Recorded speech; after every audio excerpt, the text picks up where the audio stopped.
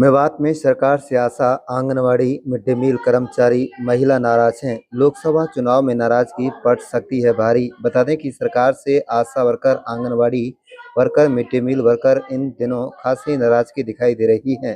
भीषण गर्मी में पारा 47 के आसपास है, लेकिन उसके बावजूद भी सैकड़ों ASHA, anganwadi, mid day meal worker अपनी मांगों को लेकर धरना प्रदर्शन व विज्ञापन देने को मजबूर हैं। लोकसभा चुनाव के दौरान इन कर्मचारियों की नाराजगी सरकार को महंगी पड़ सकती है और कांग्रेस को इसका फायदा आने वाले लोकसभा चुनाव में होता दिखाई दे रहा है। Anganwadi worker, mid day meal worker तथा आशा वर्कर ने निदेशक प्राथमिक शिक्षा विभाग हरियाणा पंचकुला के नाम एक ज्ञापन स्थानीय विधायक कांग्रेस नेता आफ्ताब अहमद को अनाज मंडी नूंह में ज्ञापन सौंपा।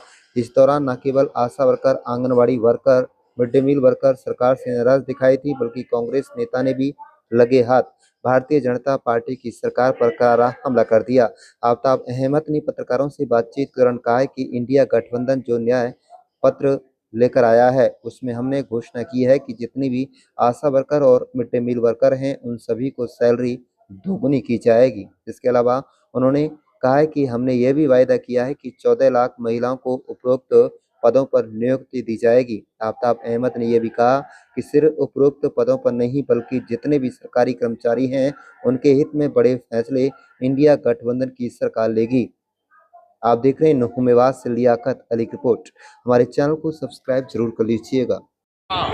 सरकार चाहे वो केंद्र की हो चाहे राज्य की हो, कर्मचारियों का दमन और कर्मचारियों की समझौते, उनसे हड़ताल होती है तो जो वादे किए जाते हैं उन वादों को कभी पूरा नहीं किया। ASHA worker, anganwadi worker, mid day meal worker ने आज ज्ञापन सौंपे हैं और हमने जो इंडिया गठबंधन और कांग्रेस ने जो मैनिफेस्टो में अपने वादे किए हैं, अपनी गारंटी दी है, उन गारंटियों की जो सारी विस्तार पूर्वक बताया कि मिड डे मील, आशा वर्कर और आंगनवाड़ी कर्मचारियों का सरकार बनते ही उनका मानदेय जो है वो दुगना किया जाएगा, ये हमने उनको किया है। इसके साथ साथ 14 लाख नई आंगनवाड़ी कर्मचारियों की हम भर्ती पूरे देश में करने जा रहे हैं, ये हमारी गारंटी में है, जिनको पूरा किया जाएगा।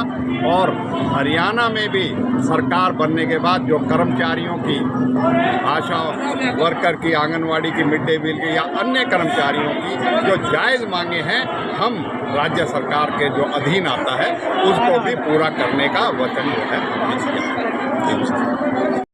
मैं जय भगवान, महासचिव CITU हरियाणा, और ये आज जो यहाँ पर सभा की जा रही है, ये मिड डे मील वर्कर्स और आशा वर्कर्स की सभा की जा रही है CITU के नेतृत्व में। और हम ये इसलिए कर रहे हैं क्योंकि पिछले 10 साल से हम जो देख रहे हैं, बीजेपी की सरकार ने, केंद्र सरकार ने मिड डे मील वर्कर के वेतन में 1 रुपये की बढ़ोतरी की। यही हाल आशा वर्कर्स का है। और हम ये कहना चाहते हैं कि हम लंबे टाइम से मांग कर रहे हैं कि भाई हमें कर्मचारी का दर्जा दिया जाए, हमारा कम से कम न्यूनतम वेतन 26,000 हो, और जो है हमें तमाम सामाजिक सुरक्षा की गारंटी सरकार दे, जिसमें रिटायरमेंट पेंशन का मामला है, इलाज की गारंटी का मामला है। लेकिन सरकार ने हमारी सुनी नहीं, चाहे केंद्र की सरकार हो बीजेपी की, चाहे हरियाणा की राज्य की सरकार हो। इसलिए वो गुस्सा प्रकट करने के लिए हम यहाँ आए हैं। और निश्चित तौर पर हम ये कहना चाहते हैं कि बीजेपी की सरकार ने जो हमारे साथ किया है, आप देख रहे होंगे पिछले दिनों में कितने बड़े बड़े आंदोलन हमने किए हैं, लेकिन उसके बाद भी सरकार ने हमारी सुनी नहीं, बल्कि इसके बाद पर लंबी लंबी हड़तालें की है। आशा वर्कर ने बहुत लंबी हड़ताल की है, तो आंगनवाड़ी ने बहुत लंबी हड़ताल की, और मिड डे मील वर्कर लगातार प्रदर्शन हड़ताल पे हैं, लेकिन उन्होंने हमारी सुनी नहीं है। इसलिए उस गुस्से का प्रकटीकरण यहाँ पर हो रहा है।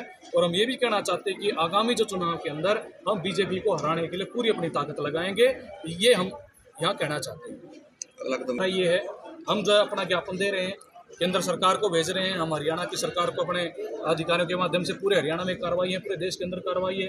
देश में जो है अभी 25 लाख के करीब मिड डे मील वर्कर हैं, जिनका कोई वेतन की बढ़ोतरी सरकार ने नहीं की, कच्चे कर्मचारी हैं वो। इसी प्रकार से आशा वर्कर 10 लाख के आसपास है, आंगनवाड़ी वर्कर हेल्पर हैं 50 लाख के करीब है।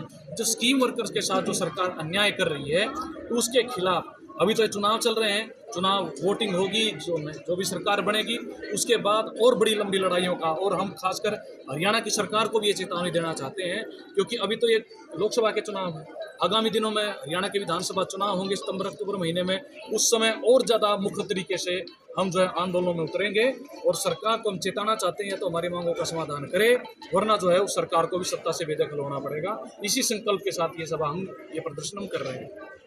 हूँ आप लोग पहले भी चाहे मिनी सेक्रेटरिएट पे सुभाष जी इन्होंने कभी धरना प्रदर्शन किया, आंदोलन किया, चाहे कभी भी किया, हम इनके साथ शाना बशाना इनके जो है इनके बीच में आते रहे।